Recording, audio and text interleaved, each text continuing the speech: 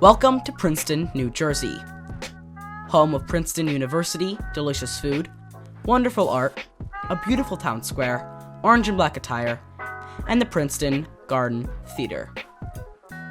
The Garden Theatre is a staple of the community, and as it nears its 100-year anniversary, now is the best time to rediscover the history of the Princeton Garden Theatre.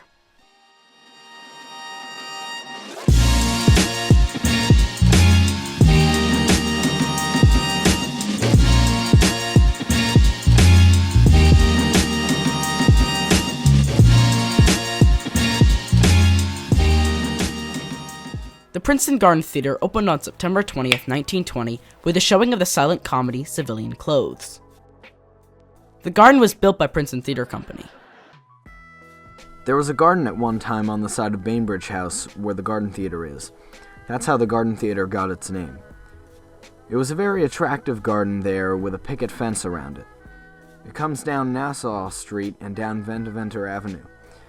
But people seem to appreciate it and not destroy anything. The garden housed silent films and was a hall for lectures and group meetings. They also screened short films made by the graduating class highlighting the year. This is the class film of 1923. This clip shows the initiation ritual for the freshmen during their class photo. The Princeton Garden Theatre was built before movie theaters became truly popular. A Princeton historian and author of The Long Kick Line, Donald Marsden, writes that in 1920 most movies in small towns like Princeton were shown in storefronts, Nickelodeons, and not in theaters. According to Donald Marsden, the garden predates what is called the Golden Age of movies by at least 5 years. The Garden Theatre continued to be an early adopter as it started to screen talkies, or motion pictures with sound, in 1929, when they were still thought to be a menace. We regarded them as a menace, which the larger cities must deal with as they saw fit. Again, this was uncommon for such a small town like Princeton. While talkies started to pop up in metropolitan areas, this was a risk that really displays how technologically progressive the Princeton community is. In the 1930s, the garden expanded. What is now the lobby and concession area was built as an addition. And on December 9th, 1937, a sister theater to the garden opened, the Princeton Playhouse. The Princeton Playhouse was the newest theater in Princeton when it was built in 1937. It ended up replacing the Arcade Theater on Nassau Street, and it was under the same management as the Garden Theater. The Garden Theater was the art house theater in town showing smaller films, while the Princeton Playhouse had 1,200 seats and could show more mainstream films. The restaurant Mediterra stands in the original location of the Playhouse. In the late 30s and early 40s, Princeton transformed. Edgar Palmer was from a family that owned zinc, and he went to Princeton University. He came back, he saw an area which was called Baker Street, and he said, this looks like an area that could look like Rockefeller Center. And he demolished the homes that were there, and he moved African Americans, and he built Palmer Square. So it was in the late 30s when Palmer Square was built. Downtown Princeton grew from a small, residential, African American neighborhood to a commercial hub. The creation of Palmer Square brought a lot of new business and consumers to the garden. The students have always been an active part of the garden's history. Students have relied on the garden for entertainment, but have also been the root cause of a lot of mischief. Without doubt, Princeton undergraduates are the most immature students I have ever seen, writes Bill Boyd in a 1959 letter to the Princetonian. In 1930, Princeton University students single-handedly removed the ticket booth from the ground, including the electrical wires, and dragged it into the middle of Nassau Street. This is why they integrated the booth into part of the building during the 1930 renovation. And in 1977, students streaking nude invaded the theater during a showing of Rocky. People throwing things off of the balcony, I do recall. At times there would be, people with jelly beans or popcorn trying to hit the person in the 5th row or the 7th row or whatever. That was kind of strange. Today, though, students' behavior is much more appropriate, and they actually get discounted tickets at the theater.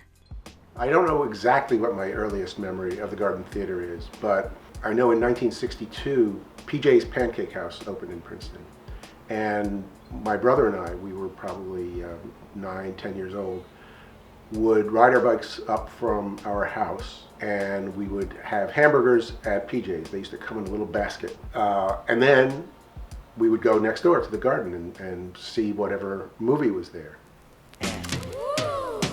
Who can take a sunrise? A fixture of the garden's history was the Candyman, Harold Sonny Perrine. Sonny sold candy outside the theaters for decades, out of his modified wheelchairs. Born paralyzed in both legs and in his right arm, Sonny was confined to his candy cart, though that did not stop him from becoming a Princeton legend that everyone knew. His vehicle was modified with a canopy, radio, rearview mirrors, headlights, and double motors, quite high-tech for the time. He was a Princeton staple and a fond memory of Princeton citizens. He died in his sleep at 65 and now rests at Princeton Cemetery. As the years passed, the garden acquired CinemaScope, remodeled a few times, and overcame some minor issues. Though like all dramatic stories, the garden soon went through some rough times. In 1975, after some consideration to convert the garden into a music hall, the movie chain Sam Eric acquired the management of the garden and the Playhouse.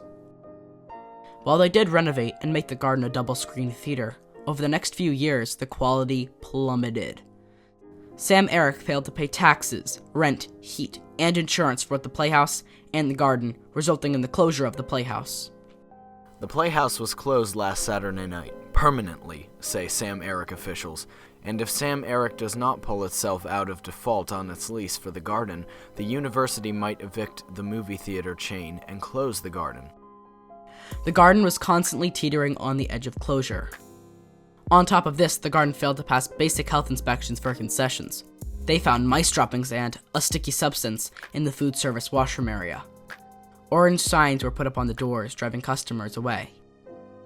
And the Garden Theater back in those days was not anywhere near what it is today. It was, I would call it dingy, run down. Actually, everybody called it the pit because it was not exactly in the best of repair. In 1989, the garden changed management from Sam Eric to United Artists. It changed management again in 1993, and then again in 2001.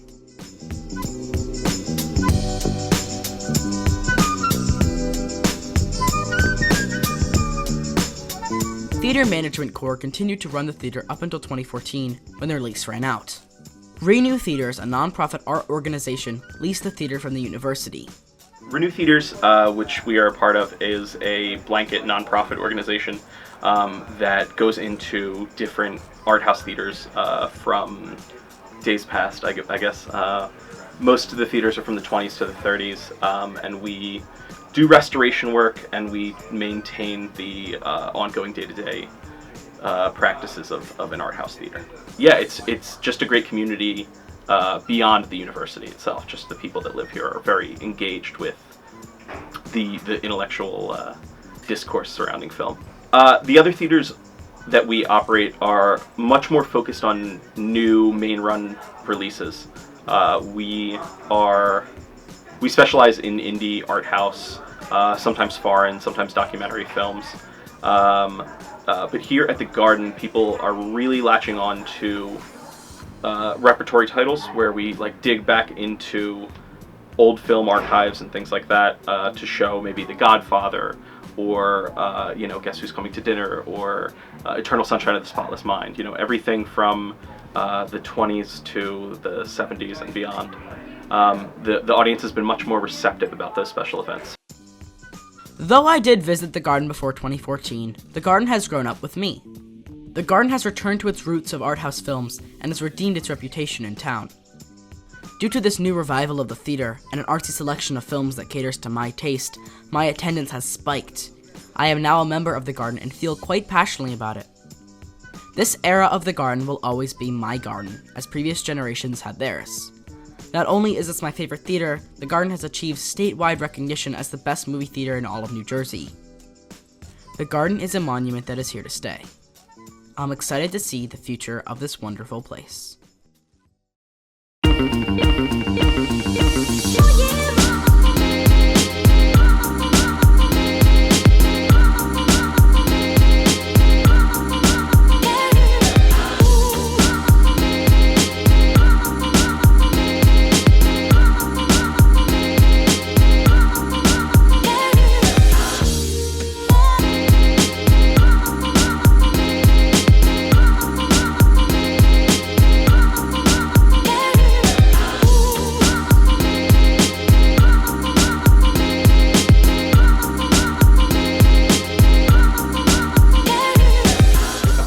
There's one more thing about not only the Garden Theatre, but the Princeton Playhouse and every other theater in those days.